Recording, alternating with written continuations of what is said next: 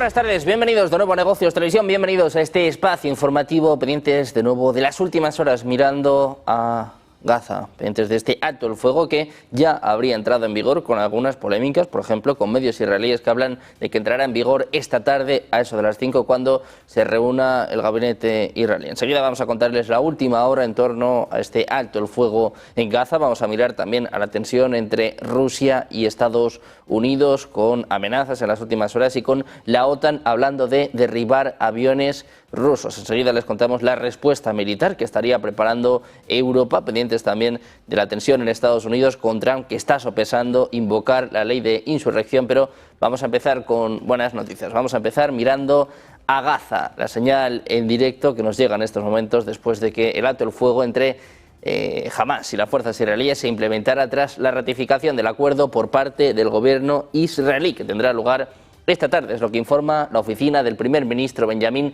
Netanyahu. Para aprobar el acuerdo, el gabinete de seguridad se va a reunir hoy a las 5 hora local. A continuación se va a celebrar una reunión gubernamental. Contrariamente a lo informado en medios árabes, el alto el fuego entrará en vigor solo tras la aprobación del gobierno. Las 72 horas se van a contabilizar tras la aprobación del acuerdo. Se espera que ocurra al anochecer, según apunta la oficina de Netanyahu. De momento, la primera fase del plan del presidente Trump para detener la guerra entre Israel y Hamás entró en vigor este jueves a las 12 p.m. hora del Cairo, es lo que apuntan informes previos de la cadena de noticias estatal Al Jazeera. El presidente egipcio Abdel Fattah al-Sisi también afirmaba que se había alcanzado un acuerdo formal para establecer una tregua en el enclave. Seguimos mirando precisamente la última hora de Gaza con la Casa Blanca, que rebosa optimismo en estos momentos. Donald Trump afirmaba que Gaza será un lugar pacífico y mucho más seguro. Confianza de que habrá paz en Oriente Medio. En este acuerdo ha pesado la mediación de Qatar, Egipto y Turquía. Trump decía que otros países van a ayudar a reconstruir a Gaza.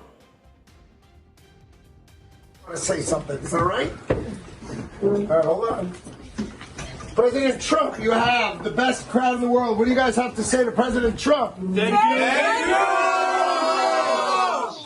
Thank you. Thank you. You did it.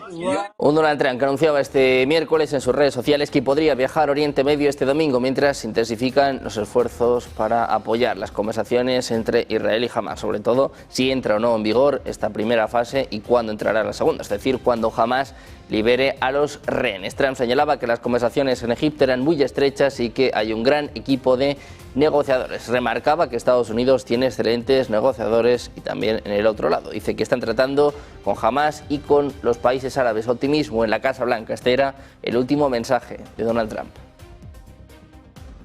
We have Muslim, all of the Muslim countries are included, all of the Arab countries are included, very rich countries and some that are not so rich, but just about everybody's included. It's never happened before, nothing like that's happened before. And our final negotiation, as you know, is with Hamas, and it seems to be going well, so we'll let you know. If that's the case, we'll be leaving probably on Sunday, maybe Saturday, maybe a little later than Saturday evening, but that seems to be our schedule. Este reciente avance diplomático entre Israel y Hamás, que representa un éxito y una victoria del Estado judío, es lo que declaraba el primer ministro Benjamin Netanyahu, al tiempo que daba las gracias a Trump por sus esfuerzos para conseguir la paz. Decía, con la aprobación de la primera fase del plan, todos nuestros rehenes serán llevados a casa. Esto es un éxito diplomático y una victoria nacional y moral para el Estado de Israel, es lo que apuntaba en su cuenta de X. Recordaba sus promesas anteriores de que el gobierno no descansaría hasta que todos los rehenes regresaran a casa y se lograran los objetivos del Estado hebreo. Decía además, gracias a nuestra firme determinación, a la poderosa acción militar y a los grandes esfuerzos de nuestro gran amigo y aliado, el presidente Trump, hemos llegado a este punto de inflexión crucial. Netanyahu agradecía a Trump su liderazgo, su colaboración y su compromiso inquebrantable con la seguridad de Israel y la libertad de los rehenes. Estados Unidos, Israel y los mediadores de las negociaciones para este conflicto que han acordado entrar en la segunda fase de conversaciones después de que Hamás libere a los rehenes. Es lo que informa este jueves el canal Al Arabi. El presidente Trump dijo que Hamás posiblemente liberará a las personas que secuestró el 7 de octubre de 2023. También anunciaba que Israel y Hamás acordaron la primera fase de su plan de paz de 20 puntos para Gaza. Por su parte, Netanyahu señaló que el gobierno se va a reunir más tarde en el día de hoy para ratificar este acuerdo. También hacía referencia a los últimos 48 rehenes que Hamás va a entregar en la primera fase de este acuerdo. Decía Netanyahu que llevarán a todos de vuelta a casa. Tras el anuncio de un acuerdo entre Israel y Hamás, el portavoz de las FDI anunciaba que están preparados para cualquier escenario. Señalaba que el ejército se va a desplegar de acuerdo con las instrucciones que reciban del Estado Mayor y de los avances del acuerdo. También confirmaba que las FDI iniciaron los preparativos para el regreso de los soldados retenidos por parte de Hamás. Pendientes de las buenas noticias en Oriente Medio, este alto el fuego en Gaza, volvemos a mirar a la tensión entre Rusia y Estados Unidos. El portavoz del Kremlin ha declarado este jueves que hay una pausa seria en el diálogo sobre la solución del conflicto de Ucrania entre Estados Unidos y Rusia. Decía, de hecho, se ha producido una grave pausa en el proceso de diálogo, es lo que apuntaba en una conferencia. Reiteró que Washington todavía no ha respondido a la propuesta de Moscú de extender por un año las restricciones establecidas en el Tratado de Reducción de Armas Estratégicas START. Añadía que una nueva reunión entre el presidente ruso Vladimir Putin y su homólogo estadounidense Donald Trump no está en la agenda. Al hablar sobre la postura de Ucrania con respecto a esta guerra, el secretario de prensa insistía en que Kiev no está actualmente comprometida con la paz. Decía que creen que algo va a cambiar en el frente y que se tornará positivo, pero la realidad indica lo contrario. Precisamente en Ucrania, su presidente Volodymyr Zelensky ha desvelado en una conversación con periodistas que Ucrania utilizó la semana pasada por primera vez su misil de crucero de largo alcance Flamingo contra Rusia. Este misil, producido por la empresa ucraniana Firepoint y que, según las informaciones, es capaz de alcanzar objetivos a 3.000 kilómetros de distancia, fue utilizado por las fuerzas ucranianas junto con misiles de crucero Neptuno, que también son de fabricación propia. Decía Zelensky, decimos simplemente que está en uso y que ya hay resultados de este armamento, es lo que apuntaba este jueves. El presidente ucraniano también afirmó que el misil dron Palianitsia, de producción propia, ha sido utilizado decenas de veces para golpear concentraciones de personal del ejército ruso. Mientras tanto, Rusia confía en que Estados Unidos escuche sus señales de advertencia contra la entrega de misiles de crucero Tomahawk a Ucrania, que advierte llevará daños irreparables en las relaciones entre Moscú y Washington. Zaharova decía que si Trump adopta finalmente esta decisión, causará un daño irreparable al diálogo bilateral que apenas empezaba a recuperarse. Президент России четко обозначил наше отношение к подобным опасным шагам в случае, если они будут реализованы. И несмотря на то, что мы значительно усовершенствовали свою систему ПРО, крылатые ракеты — это мощное оружие, получение которого киевским режимом приведет к новому серьезному этапу эскалации украинского кризиса. Это, конечно, никак не повлияет на соотношение сил на поле боя. Вопрос даже не столько в том, что томагавки окажутся в распоряжении ВСУ, а в том, что их применение без прямого участия американских военнослужащих просто невозможно. Опять же, об этом говорило российское руководство неоднократно. Соответствующее решение администрации США, повторю, если оно в конечном итоге будет принято, не только чревато закручиванием спирали конфронтации, но и нанесет непоправимый ущерб российско-американским отношениям, которые только-только так сказать, стали проявлять такие элементы возобновления двустороннего диалога. Мы самым внимательным образом следим за развитием ситуации вокруг этого вопроса. Призываем к предельной сдержанности в обращении с данной в высшей степени чувствительной темой, которая может существенно осложнить поиск развязок на украинском треке. И надеемся, что в Вашингтоне наши сигналы... Mirando a la OTAN, les contamos también que la alianza está discutiendo una reacción más dura a las acciones cada vez más provocativas de Rusia. De hecho, hablan de una guerra híbrida contra los países de la OTAN. Según Financial Times, los aliados consideran escenarios que podrían conducir a una respuesta militar. Entre las medidas discutidas se encuentran el despliegue de drones de ataque a lo largo de la frontera rusa, el levantamiento de las restricciones a los pilotos para permitirles abrir fuego contra aviones rusos y la realización de ejercicios militares justo al lado del territorio ruso. Funcionarios de la OTAN dijeron que una de las prioridades inmediatas es simplificar las guerras de combate en el flanco oriental de la alianza. Las conversaciones se producen en medio de nuevos de nuevos conflictos con Rusia, drones rusos violando el espacio aéreo de Polonia, Rumanía y Estonia o perturbaciones masivas en los aeropuertos de Bélgica, Dinamarca y Alemania. En Bruselas, los funcionarios lo consideran parte directa de la guerra híbrida de Rusia contra Europa. Precisamente los países de la OTAN que están considerando realizar ejercicios cerca de la frontera rusa, particularmente en zonas remotas y menos defendidas. La alianza espera contrarrestar la supuesta amenaza de ataques con drones desde Rusia, es lo que informa Financial Times. Anteriormente, el exasesor del presidente de Estados Unidos, Ronald Reagan, y miembro del principal instituto Cato en Washington, D.C., en un artículo para la revista The American Conservative, calificaba de insensata la estrategia de la OTAN hacia Rusia. Financial Times no proporcionó información sobre zonas específicas a lo largo de la frontera con Rusia, pero señaló que las conversaciones fueron iniciadas por los estados limítrofes con Rusia y apoyadas por Reino Unido y Francia. Según esta publicación, la OTAN discute contramedidas específicas contra los drones en su espacio aéreo. Sin embargo, fuentes del periódico indicaban que estas negociaciones se encuentran en sus primeras etapas. Precisamente hablando de la OTAN, les contamos que Frank Rose, el secretario adjunto para el control de armamentos de la administración Obama, ha destacado en declaraciones a Daily Express que Polonia y sus socios de la OTAN respondieron con rapidez y eficacia a las incursiones de drones. Una victoria que, no obstante, no salió nada barata. Cada dron Shahid fabricado por Rusia cuesta entre 55.000 y 60.000 euros. Sin embargo, los interceptores utilizados para derribarlos son mucho más caros. Los misiles avanzados Sidewinder empleados en la defensa de Polonia oscilan entre 259.000 y 345.000 euros, es decir, se está gastando decenas de veces más dinero, capital, para derribar una amenaza mucho más económica. La situación se complica con los sistemas de defensa más sofisticados. Por ejemplo, los misiles Patriot cuestan cerca de 900.000 euros por cada interceptor. Podría ascender a los 3,5 millones de euros en ciertas versiones. De esta forma, Ross señala que la curva de costes de la defensa antimisiles en Europa, en la OTAN, es un desafío crítico.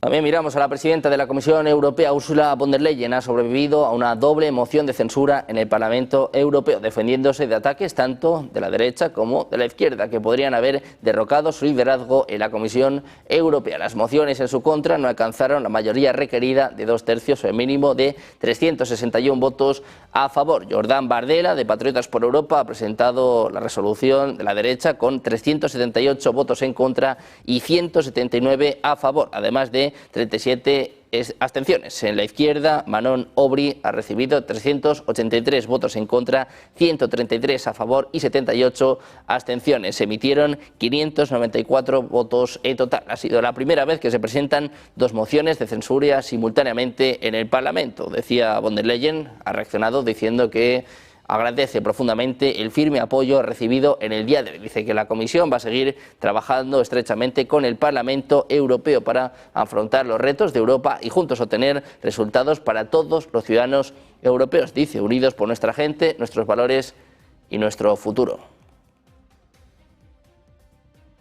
Pendientes también del Parlamento Europeo, les contamos ya no solo esta noticia sobre las mociones de censura sobre von der Leyen, sino también les contamos que el Parlamento Europeo ha aprobado este jueves una resolución que insta a los Estados miembros de la Unión Europea a adoptar acciones coordinadas, unidas y proporcionadas contra todas las violaciones de su espacio aéreo, incluido el derribo de amenazas aéreas. Esta iniciativa se ha saldado con 469 votos a favor, 97 en contra y 38 abstenciones. Según este documento, los eurodiputados condenan enérgicamente las acciones imprudentes y descaradas de Rusia, que habría violado el espacio aéreo de Polonia, Estonia, Letonia, Lituania y Rumanía, de los Estados miembros de la Unión Europea y de la OTAN. Denuncia también supuestas incursiones deliberadas con drones contra infraestructuras críticas en Dinamarca, Suecia y Noruega. Los eurodiputados alientan cualquier iniciativa que permita a la Unión Europea y a sus Estados miembros adoptar acciones coordinadas, unidas y proporcionadas contra todas las violaciones de su espacio aéreo, incluido el derribo de amenazas aéreas. Acogen con satisfacción el concepto de un muro antidrones de la Unión Europea y las iniciativas de vigilancia del flanco oriental. Seguimos mirando a Europa para contarles que el agua caliente podría ser pronto mucho más cara. El hafnio y el circonio, materiales clave utilizados en los calentadores de agua, han sido declarados inseguros y eliminados de la nueva lista de sustancias aprobadas de la Unión Europea. Estos metales serán valorados por su resistencia al calor y durabilidad, pero cambiar alternativas podría costar casi 5 veces más, es lo que advierten los expertos. Hasta el 90% de los calentadores de agua podrían desaparecer del mercado, lo que puede provocar un aumento de precios y, sobre todo, peores condiciones de vida. La nueva normativa de la Unión Europea sobre agua potable entrará en vigor en 2027. Mientras tanto, Alemania ha anunciado un cambio drástico en la política de seguridad aérea de su país. La Policía Federal podrá utilizar pulsos electromagnéticos, interferencias de GPS o incluso medios físicos para interceptar drones que consideren como una amenaza. Con esta reforma buscan dotar a la Policía Federal de herramientas legales y tecnológicas para neutralizar amenazas aéreas en segundos. Wir schaffen die Möglichkeit, dass die Bundespolizei alle geeigneten technischen Mittel gegen die Drohne selber, gegen die Steuerungseinheit oder die Steuerungsverbindung einsetzen kann, beispielsweise mit elektromagnetischen Impulsen, mit Jamming, mit GPS-Störung, aber auch mit physischen Einwirkungen. Das heißt, das Abfangen der Drohnen und der Abschuss der Drohnen ist zukünftig durch die Bundespolizei geregelt und pendientes de Europa, mirando también a la tensión en Estados Unidos, pendientes de las reuniones del presidente ruso Vladimir Putin. Vamos a hacer una pausa, 2 minutos, y enseguida más información en Negocios Televisión.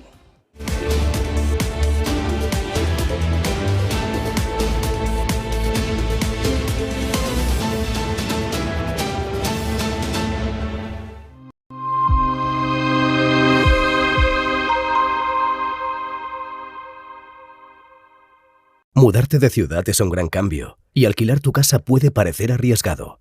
¿Estará tu vivienda protegida? Con SEAC, olvídate de preocupaciones. Nosotros garantizamos tu renta pase lo que pase.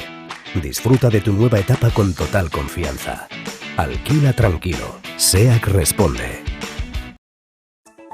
El auténtico valor es la tranquilidad. Resguarda lo que es tuyo con activos que trascienden el tiempo. Oro, plata, platino, paladio, rodio, osmio. Silvergold Patrimonio te acompaña para que construyas un legado inteligente. Diversifica hoy. Protege tu mañana. silvergoldpatrimonio.com. Metales preciosos. Patrimonio brillante. Es la de Macron. Francia al borde del colapso. No vivía un movimiento de salida de tantas mociones de censura contra los primeros ministros que va poniendo uno detrás de otro, van cayendo. De no, es que Europa crece. ¿Qué va a crecer Europa? Si lo que hace es endeudarse. Y ahora que ya tienes todo el modelo al borde del colapso y que ve la élite que la situación ahora mismo es dramática, que le está diciendo una parte de la población, vamos a las calles. Vamos a las calles. ¿Qué es lo que ya definitivamente termina por controlarlos a todos, por observarlos a todos, por tenerlos a todos en el punto de mira? El anillo de Sauron en el entorno europeo, el euro digital. A partir de aquí, se finí. El gobierno de turno le está diciendo, vivimos mejor que nunca. Dicen, vivirás tú, que estás en tu palacio, pero no nos tomes el pelo. Es que el presidente del gobierno gana poco dinero, los cojones. Gana un dineral, porque si gana 90.000, 100.000 euros, más un chalet de 15.000 euros, más el Falcon cuando quiere, más un helicóptero, más para ir a Benicassin, más las vacaciones en Marruecos, ¿cuánto gana la casta política? Y encima se ríen de nosotros, que gana poco el presidente del gobierno. ¡Los cojones! ¿Cómo que gana poco?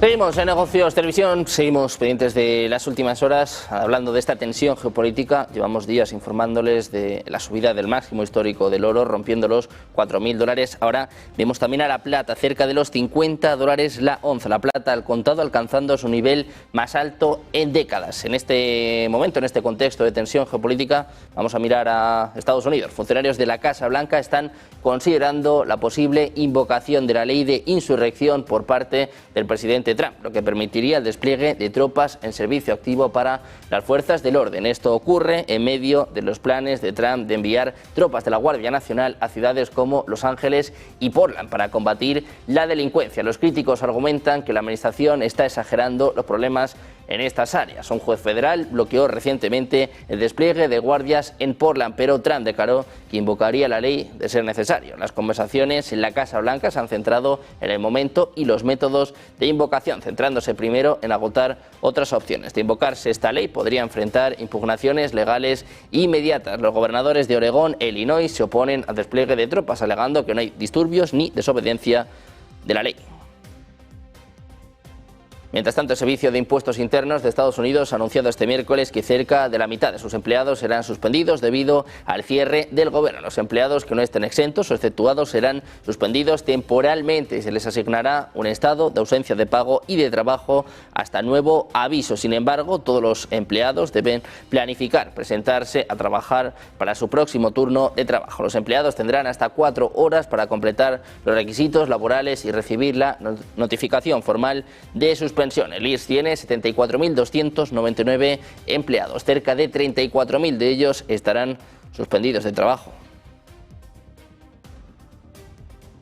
Y es que una vez más los miembros del Senado de Estados Unidos no han logrado aprobar un proyecto de ley de gastos este miércoles, mientras sigue el cierre del gobierno. En el pleno de votación se presentaron 2 versiones del proyecto de ley. La primera, de los demócratas, no prosperó con una votación de 47 a 52. La segunda, aprobada por la Cámara de Representantes y con apoyo mayoritario de los republicanos, tampoco logró avanzar en una votación de 54 a 45. Sin embargo, un proyecto de ley debe obtener al menos 60 votos para ser aprobado. Trump sigue culpando a los demócratas por este cierre. Habla de un ataque kamikaze. Un Donald Trump que también reiteraba este miércoles que va a perseguir a los criminales de Antifa y a todos los que financien y apoyen su campaña. El presidente de Estados Unidos afirmaba que aquellos que apoyan a estas acciones de la organización están en serios problemas, diciendo que el gobierno ya tiene muchos registros y muchas sorpresas desagradables. Agradecía a la fiscal general, a la secretaria de Seguridad Nacional y al director del FBI por sus esfuerzos en las investigaciones. The last administration, the Department of Justice targeted faithful Catholics, Christians, and patriotic parents as domestic extremists. They said, oh, they're extreme because they believe in God. They're extreme because they go to a Catholic church, or evangelicals, where everybody was under the gun. Unless you are a really bad, sick person, then they left you alone.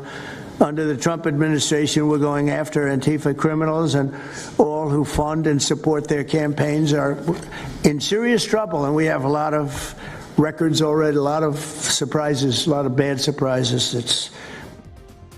También miramos a la tensión con Venezuela en medio de las amenazas por parte de Estados Unidos, que mantiene su despliegue militar en el Caribe combatiendo el narcotráfico. El presidente venezolano Nicolás Maduro aseguraba que va a responder si Washington ataca. Subrayaba que el trabajo continuará a pesar de las posiciones y las amenazas externas. Decía literalmente, si los gringos amenazan, más trabajamos. Si atacan, responderemos. Por el trabajo, nada lo para. Es lo que expresaba en una inauguración de un hospital. Al mismo tiempo, rechazaba las tentativas de interferencias internacionales, señalando que un presidente es elegido para gobernar su país. Decía que gobiernan para el pueblo, pero que su principal objetivo no es gobernar el mundo.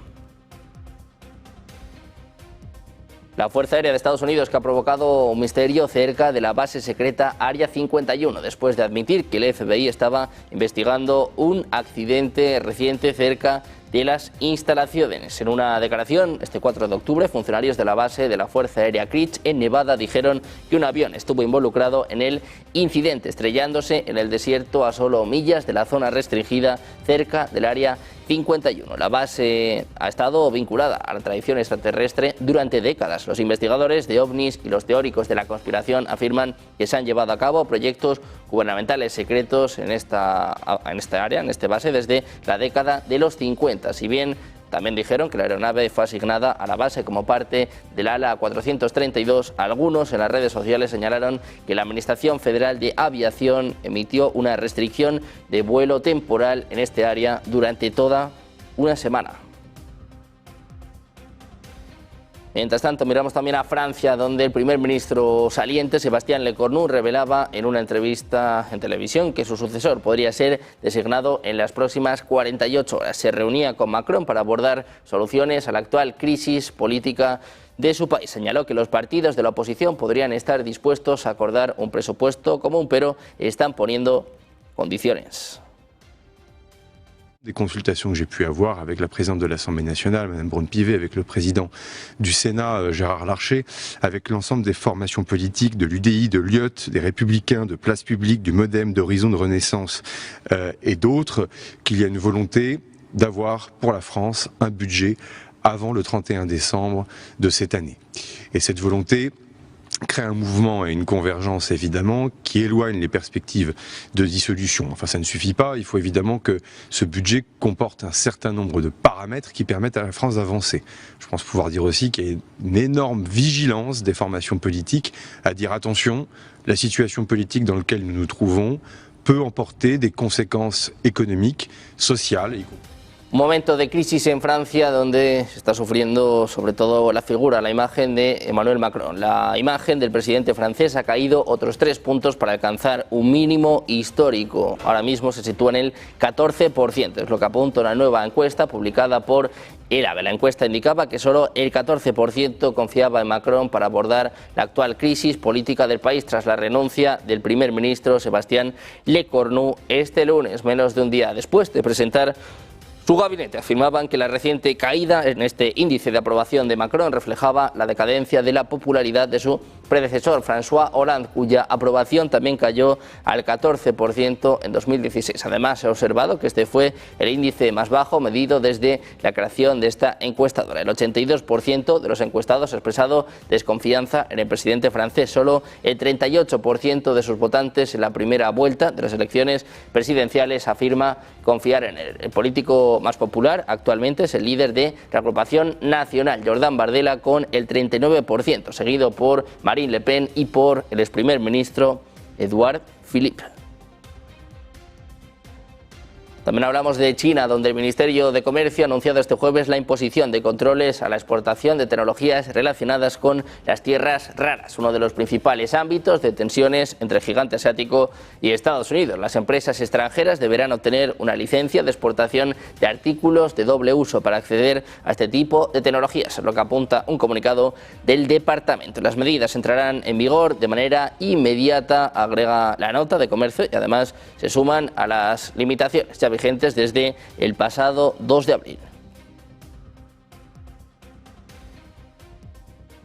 También miramos a la Reserva Federal, donde el presidente de la Fed de Nueva York, John Williams, ha dicho en una entrevista con The New York Times publicada este jueves que apoya más recortes de las tasas de interés este año para proteger el mercado laboral, a pesar de que la inflación de Estados Unidos se ha alejado recientemente del objetivo del 2%. Decía, estoy muy concentrado en los riesgos de una mayor desaceleración del mercado laboral. Agregaba que si la inflación sube a cerca del 3% y la tasa de desempleo supera el 4,3% actual, apoyará tasas más bajas este año, pero tendrá que ver significativamente qué significa esto. Además, dice que el banquero central afirmó que los aranceles de Trump han incrementado los precios de los bienes importados. Se enfatizaba que espera que el impacto de los aranceles en la inflación disminuya con el tiempo, a pesar de los nuevos aranceles impuestos por Trump a productos como medicamentos y muebles.